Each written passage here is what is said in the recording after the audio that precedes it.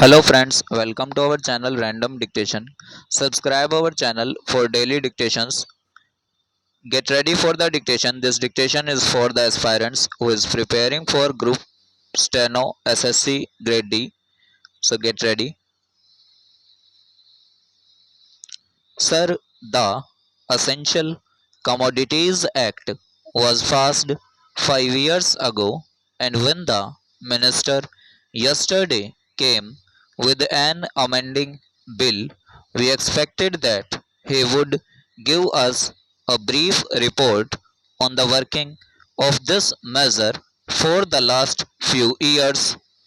But unfortunately, we are kept in the dark in regard to the exact working of the Act and the nature of the difficulties the minister is facing. Sir, as far as I know, many of the provisions of this enactment have been observed more in violation by his agents at the state level. The food minister may be very earnest, may be very able, and may be very anxious to see that the various provisions of the Act are implemented in the most effective manner at the state level, but unfortunately, his agents at the state level are not equally enthusiastic or equally anxious to observe the provisions of this enactment. The most important objectives of this enactment are to control the supply and distribution of commodities and to maintain a stable price level. In regard to both these aspects, I am afraid that the government has failed to realize the objectives in view. Some time passed when there was scarcity of food grains.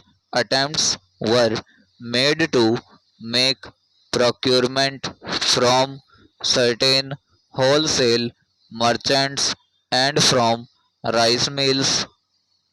In my own state, I know of many instances of such procurement where, after making known that certain things had to be done and certain steps had to be taken by the merchant community, nothing was done later on by the government when they found that these very orders of the government were violated. As a result of the violations, there was a consequent rise in the prices of food grains. In respect of other commodities like iron and steel, paper, etc., we see a lot of speculative activities, but the provisions of the Act have not been brought to bear on them. Perhaps no case of prosecution was launched against those people who contravened the various provisions of the Act. We are interested to know in how many cases the government have taken steps to prosecute individuals who have violated the various sections of the Act. The minister said that the powers under the Act were not adequate. We sympathize with the food minister, but I want to know what action has been taken in this regard by the various state governments. In regard to the amending provision. I want to know from the minister what would be his difficulty even if minor offences are taken to courts of law. For instance, the Motor Vehicles Act deals with various offences, both major and minor, and various minor offences under the Act are taken to courts and people are prosecuted.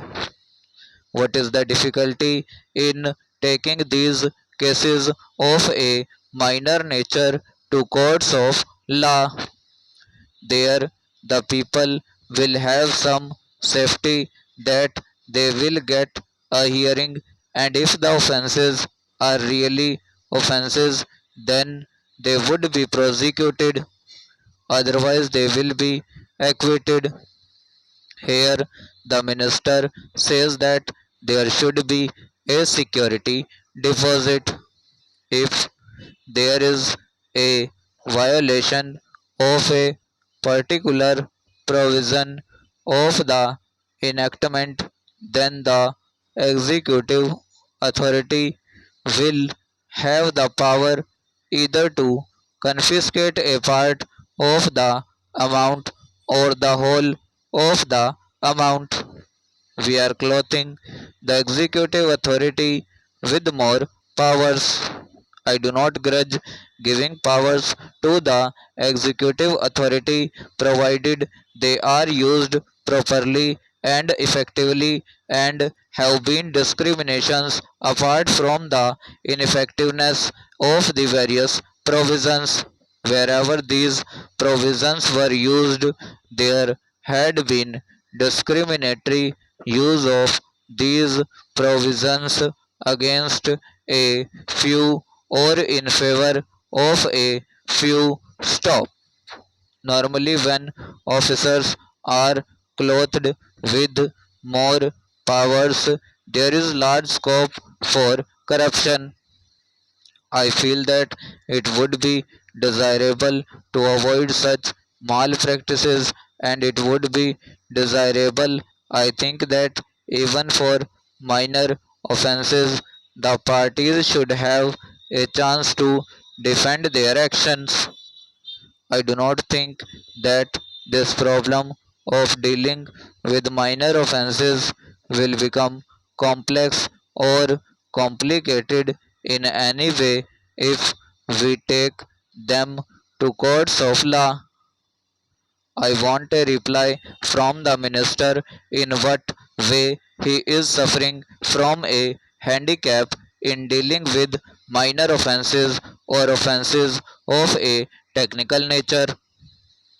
The honorable member made the point that even if this thing was acceptable to the House, he did not know what amount would be demanded as security.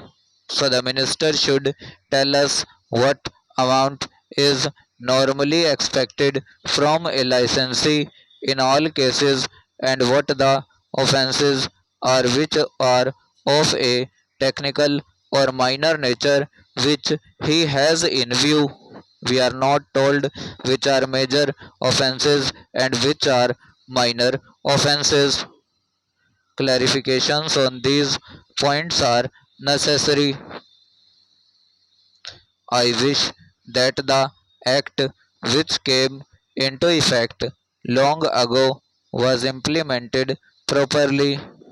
I know that the minister here is very earnest in implementing it, but his colleagues at the state level and at the central level are disappointing him.